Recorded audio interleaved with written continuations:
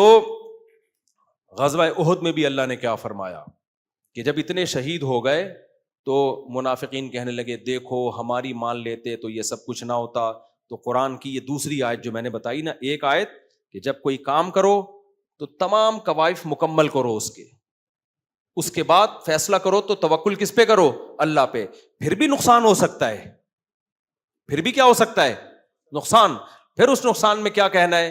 اللہ نے فرمایا یا ایھا الذین آمنوا لا تکونوا کالذین کفروا وقالوا لاخوانہم, اے ایمان والو کافر جب جنگ لڑتا ہے نا اور جنگ میں آ کے ان کو شکست ہو جائے, قتل ہو جائیں, تو پتہ ہے کیا کہتے ہیں؟ اسی طرح جب وہ تجارت کے لیے ملکوں میں سفر کرتے ہیں تو سفر میں حادثہ ہو گیا, جہاز ڈوب گیا, پہلے حادثے بہت ہوا کرتے تھے, اب جا رہے ہیں بزنس کے لیے سمندری سفر میں, جہاز الٹ گیا, ڈوب گیا جہاز, تو وہ کیا کہتے ہیں؟ ان کے پیچھے لوگ روتے پیٹتے ہیں, ہائے اس کاروبار کے لیے نہ جاپان نہ جاتے, نہ زلزلے میں ہلاک. جاپان میں زلزلہ آئے نا, ایک عجیب چیز میں نے وہاں دیکھی ہے. اب جاپانی اکثر دبلے دبلے ہوتے ہیں. میں جب جاپان میں تھا تو بہت خطرناک زلزلہ آیا تھا نا, آپ کو بھی پتا ہوگا. خیر مجھے تو پتہ ہی نہیں چلا زلزلے کا, ہم پل پہ تھے اس وقت, پل تو ویسے ہی ہل رہا ہوتا ہے, لیکن واپس آئے تو پتہ چلا پورا یوں ہل رہا تھا. تو میں نے اپنے میزبان سے, ہمارے جو ارشاد بھائی, ان سے پوچھا, میں نے کہا یار یہ تو بڑا خطرناک ہے. وہ ہر ہفتے ایک دو جھٹکے آ جاتے ہیں. انہوں نے کہا کہ ہر ہفتے ایک دو ہل جاتے ہیں تھوڑے سے, تو ہمارے لیے نارمل ہے. تو میں نے کہا بھائی اگر اوپر والے پورشن میں چھت گر گئی, 2 پورشن تھے نا ان کے گھر کے, چھت گر گئی, خدا نہ خواستہ بندہ تو مرے گا. انہوں نے کہا یہ پہلے سے انتظام ہے, ہمارے ہاں چھت بہت ہلکی ہوتی ہے, گتے کی چھت نہیں جسے کہتے ہیں, مضبوط ہوتا ہے, اس پہ ایک اپارٹمنٹ پورا بن جاتا ہے, لیکن وہ اس چھت کا ویٹ نہیں ہوتا. میں نے کہا بھائی چھت کا ویٹ تو نہیں ہے, لیکن اوپر آپ جیسا کوئی بندہ بیٹھا ہوا ہو اس کا تو ویٹ ہوگا نا. نہیں آئی میرا خیال ہے بات. کہہ رہے ہیں یار یہ تو ہم نے کبھی سوچا ہی. میں نے کہا مجھے یہ ڈر لگ رہا ہے آپ کے گھر میں اب رات کو سوتے ہوئے, وہ اوپر جا کے سوتے تھے نا اوپر والے ارشاد بھائی, اور بھاری بھی ہیں ماشاءاللہ, جسم بھی ان کا بھاری. میں نے کہا ارشاد بھائی مجھے جاپانیوں نے یہ تو پورا انتظام کر لیا کہ چھت ہلکی بنا دی, چھت گرے گی ہمیں کچھ نہیں ہوگا, لیکن آپ اگر گر گئے تو ایک اور زلزلہ آئے گا. پھر صرف یہ نہیں کہ بندہ نہیں مرے گا. تو میں نے پھر ان سے کہا, میں نے کہا دیکھیں جاپانیوں نے نا جاپانیوں کے ویٹ کے حساب سے زلزلہ کا حساب کتاب کیا ہے, اس کو پاکستانیوں کا ویٹ معلوم نہیں ہے. تو آپ جاپان کے سائنسدانوں کو جا کے بتائیں یا یہاں کے ماہرین زلزلیات کو جا کے بتائیں کہ بھائی اب تھوڑا سا کوئی اور ٹیکنالوجی لے کر آؤ, یا تو اوپر والے اپارٹمنٹ بنانا چھوڑ دو, کیونکہ اوپر بندہ گرے گا تو اس کی ایسی کی بندے کو کچھ نہیں ہوگا, وہ جس پہ گرے گا نا اس کی ایسی کی تیسی ہو جائے گی. یہ بات پتہ نہیں کہاں سے آ گئی, کیا بات کر رہا تھا. ہاں تو اب آپ سفر پہ گئے, جہاز الٹ گیا, تو کافر کیا کہتا ہے؟ کافر کہتا ہے یار سارے محلے والے آ جاتے ہیں, ابے ہم پہلے ہی کہہ رہے تھے کہ جاپان نہ جاؤ زلزلہ آ جائے گا, ارشاد بھائی گر, استغفر اللہ, وہ ہمارے دوست ہیں, وہ گر جائیں گے, اور بھائی جاپان مت جاؤ زلزلہ آئے گا, یہ ہو جائے گا, سونامی آ گیا دیکھو مر گیا, یا جہاز ڈوب گیا, ہم تو پہلے ہی کہہ رہے تھے سفر مت کرو. اسی طرح میدان جنگ میں جب وہ جاتے ہیں قتل ہو جاتے ہیں, بھائی ہم نہ جاتے تو نہ مرتے. یہاں یہ دوسرا حکم ہے اسلام کا. اللہ کہتے ہیں تم کافروں جیسی باتیں مت کیا کرو کہ جب یہ تجارت کے لیے سفر میں نکلتے ہیں نقصان ہو جاتا ہے, کوئی بھی کام کرتے ہیں نقصان ہو جاتا ہے, تو کہتے ہیں نہ کرتے تو یہ نہ ہوتا. نبی نے فرمایا اگر مگر کا جو کلمہ ہے یہ شیطان کا ہتھیار ہے, مسلمان اگر مگر نہیں کرتا. فرمایا تم یہ کیا یہ کہا کرو واللہ یحیی و یمیت, بھائی موت زندگی کس کے ہاتھ میں ہے؟ اللہ کے ہاتھ. موت تو دینی ہے نا اللہ نے, سارے زندہ تھوڑی رہیں گے, ہر ایک کا ایک ٹائم ہے. بچہ جب ماں کے پیٹ میں ہوتا ہے اللہ اس کی موت کا ٹائم لکھ دے, کسی کے بارے میں لکھ دیتے ہیں پیدا ہونے سے پہلے ہی مر جائے گا, صحیح ہے نا, تو اللہ نے لکھا ہوا تھا بھائی. تبھی قرآن کہہ رہا ہے جو لوگ شہید ہو گئے نا غزوہ احد میں, اگر یہ اپنے گھروں میں ہوتے ان کی موت ان کو کھینچ کے لے کر آتی میدان احد میں, کسی بہانے سے ان کو موت کھینچ کے لاتی. تو تم یہ کہا کرو واللہ یحیی و یمیت, بھائی موت زندگی کس کے قبضے میں ہے؟ اللہ. ہم نے تو سفر کیا تھا کامیابی کے لیے, اب نتیجہ کس پہ چھوڑا تھا؟ اللہ پہ. تو اللہ نے مارنا تھا تو مار دیا.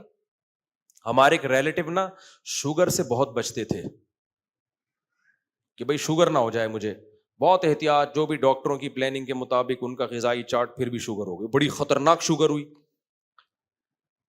میں نے ان سے پوچھا, اب ان کی 55-60 سال عمر ہوگی, ان کو شوگر ہو گئی. میں نے پوچھا آپ تو اتنی احتیاط کرتے تھے, پھر بھی شوگر ہو گئی. انہوں نے بڑی پیاری بات کی, انہوں نے کہا مرنا بھی تو ہے بھائی. کیا خیال ہے, اب کوئی نہ کوئی بہانہ تو ہوگا نا قبر میں اتارنے کا. شوگر نہیں ہوگی تو بلڈ پریشر ہو جاتا, ہارٹ کا مسئلہ ہو جاتا, ورنہ بڑھاپا خود ایک بہت بڑی بیماری ہے. تو بڑا اچھا انہوں نے بڑے مسکرا کے ایک جملہ بول دیا, بھائی مرنا بھی تو ہے, ہم تو ٹھیک ہے جتنی مرضی احتیاط کریں, اب اللہ میاں تھوڑی کہے گا چونکہ تو احتیاط بہت زبردست قسم کی کر رہا ہے لہذا اب میں تجھے نہیں ماروں گا. تو موت کے لیے کوئی نہ کوئی بہانہ چاہیے. کسی کو جوانی میں اللہ مارے گا, کسی کو بڑھاپے میں مارے گا, کسی کو بچپن میں مارے گا, تو اس کے لیے مختلف. وہ سلیمان علیہ السلام والا واقعہ پتہ نہیں کتابوں میں لکھا ہے صحیح ہے غلط ہے, کہتے ہیں سلیمان علیہ السلام کے دربار میں نا موت کا فرشتہ آیا اور ایک بندے کو یوں گھور گھور کے دیکھ رہا ہے. وہ بندہ ڈر گیا, یار پتہ نہیں کون ہے یہ. تو سلیمان علیہ السلام, وہ جب موت کا فرشتہ چلا گیا نا, تو اس بندے نے پوچھا سلیمان علیہ السلام سے, یہ کون تھا؟ سلیمان علیہ السلام نے کہا موت کا فرشتہ تھا, تجھے گھور گھور کے دیکھ رہا تھا. یہ واقعہ کتابوں میں لکھا ہے, اوتھینٹک ہے یا نہیں مجھے نہیں پتا, لیکن اس سے جو سبق ملتا ہے وہ سبق ٹھیک ہے. تو اس بندے نے کہا کہ یہ تو اس کا مطلب اگلا نمبر کس کا ہے, تو آپ ہوا کو حکم دیں مجھے اٹھا کے ہندوستان پہنچا دے. مجھے کہاں پہنچا دے؟ ہند بہت پرانا, ہندوستان جو ہے نا یہ بہت پرانی آبادی ہے یہاں پہ, اور اس ہند کے نام سے ہی بہت پرانا ملک ہے یہ. تو سلیمان علیہ السلام نے کہا ٹھیک ہے بھائی, ان کو پتا تھا مقدر سے تو کوئی لڑ سکتا نہیں ہے. اٹھا کے ہوا کو حکم دیا, چلو بھائی ہندوستان. کچھ دیر میں اطلاع آئی کہ اس کا انا للہ و انا الیہ راجعون ہو گیا. تو کہتے ہیں وہ موت کا فرشتہ سلیمان علیہ السلام سے ملا, انہوں نے پوچھا بھائی تو اس کو گھور گھور کے کیوں دیکھ رہا تھا؟ کہتے ہیں اللہ نے مجھے کہا تھا کل جو ہے نا اس کی موت ہندوستان میں فلاں جگہ سے تم نے اس کی روح قبض کرنی ہے. تو میں دیکھ رہا تھا یہ بندہ یہاں کیا کر رہا ہے, اس کو تو وہاں ہونا چاہیے تھا.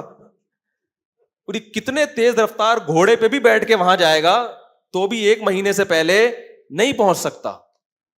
تو یہ کیسے اتنی جلدی؟ اللہ کا حکم بھی غلط نہیں ہے. تو میں گھور گھور دیکھ رہا تھا, یار میں بندہ صحیح ٹریس کر پایا ہوں کہ نہیں کر پایا, وہی ہے کوئی اور تو نہیں ہے. تو دیکھو خود ہی اٹھا کے اس نے اپنے آپ کو کہا. تو اس لیے قرآن کے الفاظ ہیں اینما تکونوا یدرککم الموت, تم جہاں بھی چلے جاؤ نا موت تمہارے پاس خود پہنچے گی. سمجھ رہے ہو, یہ وہ محبوب ہے جو کراچی کے بجلی کے کھمبوں کی طرح برسات میں خود آگے بڑھ کے آپ کو گلے لگاتا ہے. خود کیا کرتا ہے؟ بجلی کے کھمبے نا خود آگے آ کے موسٹ ویلکم کرتے ہیں, آ جا بھائی تیرا ٹائم کیا ہو گیا ہے, پورا ہو گیا. خود چپکتے ہیں آ کے انسان سے. تو موت خود آگے بڑھ کے گلے لگاتی ہے. ہم جتنا بھاگ لیں, بعض دفعہ موت سے بچنے کے جو اسباب ہوتے ہیں نا وہ اسباب موت کا سبب بن رہے ہوتے ہیں. اچھے بھلے لوگ میں نے دیکھے فٹ فاٹ تھے, ڈاکٹر کے پاس جا کے ٹیکا لگوا کے مر گئے. میرے خود خاندان میں ایسے واقعات ہوئے ہیں, کوئی بیماری نہیں تھی, ہلکا سا بخار تھا, انہوں نے کہا چلو ایک ٹیکا لگوا لے. ابے بھائی چھوڑ دے, آرام سے بیٹھا رہے, پیناڈول کھا لے. نہیں جی بس جلدی سے ٹھیک ہونا ہے, میرا کل پیپر ہے. ڈاکٹر نے ٹیکا لگایا, وہ ری ایکٹ کر گیا, آدھے گھنٹے کے اندر موت. ڈاکٹر کا بھی قصور نہیں تھا, ڈاکٹر سے کوئی دشمنی نہیں تھی. ڈاکٹر سے رابطہ کیا, اس نے کہا بھائی لاکھوں میں کسی ایک کو ری ایکشن کا خطرہ ہوتا ہے, مجھے کیا پتا وہ لاکھوں میں ایک ہی یہی ہے. تو وہ انا للہ ہو گیا اس کا. تو ایسے بہت سے کیس ہیں. تو موت جو ہے نا, تو موت سے بڑی تو کوئی مصیبت نہیں سمجھی جاتی.